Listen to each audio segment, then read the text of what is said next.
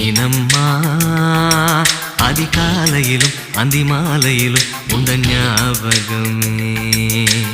அம்மம்மா முதல் பார்வையிலே சொன்ன வார்த்தையெல்லாம் ஒரு காவியமே. சின்ன சின்ன ஊடல்களும் சின்ன சின்ன மோதல்களும் மின்னல் போல வந்து வந்து போகும்.